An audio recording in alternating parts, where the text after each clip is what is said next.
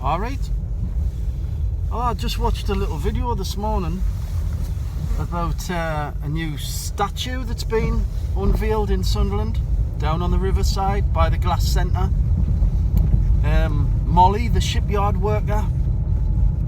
It's a metal statue that represents the 700 women who worked in Sunderland shipyards during World War II.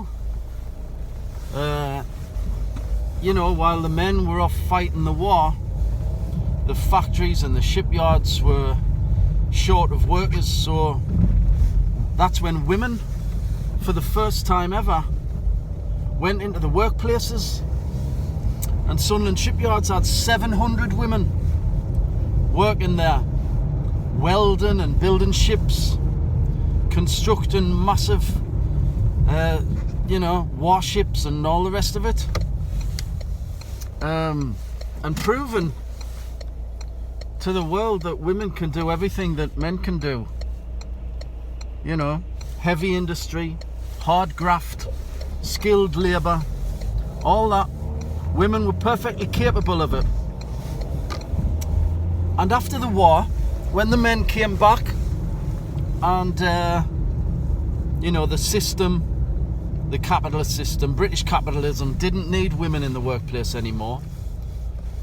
The system tried to push women back into the kitchen, back into the home, to look after the kids and cook the tea for the husband and, look after the house and blah, blah, blah. The usual gender stereotypes. But women weren't having it because they'd had a taste of, economic independence, financial independence. They'd had a taste of freedom. Not freedom, but, freedom from the chains of the kitchen and the home and child duties and all that. They didn't want to go back to that. They liked having their own money and their own union power and their own ability to carve out a destiny for themselves. Even though it was, hard work and all that, industrialised work, it wasn't freedom by any means, but it was better than what they'd had previously, living under the dominance of the man in the home, with the man controlling the money and the woman really just being a slave. By the way, if you've ever heard the song, I can't say the word, I'd probably get banned off YouTube, so I'll say the title of the song, but I won't say the offensive word in that title. There's a song by John Lennon called Woman is the, and it's a word that rhymes with bigger. Woman is the word that rhymes with bigger of the world. That's the title of the song. And it's about how women are basically slaves under capitalism, slaves in the home serving men. And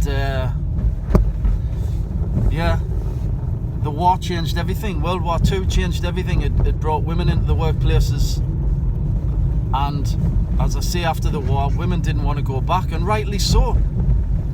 Didn't want to go back to their oppressive lifestyles where they lived under the boot heel of the male, the dominant male, patriarchal king of the house.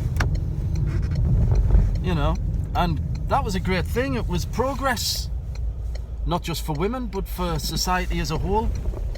It brought the genders closer together. It narrowed the inequality gap. And ever since then, women have worked. Women work in all sorts of industries today. And they're in unions, and they can go on strike, and they can demand fairer pay and all that, because they still don't have fair pay, remember. Men still, on average, get paid more than women in the same fucking jobs, which is totally wrong, isn't it? But at least women now have some power and can fight back collectively for a better deal from the system. Anyway, yeah, that statue on the riverside looks fucking cool, man. I'll be going along, getting some photographs of that.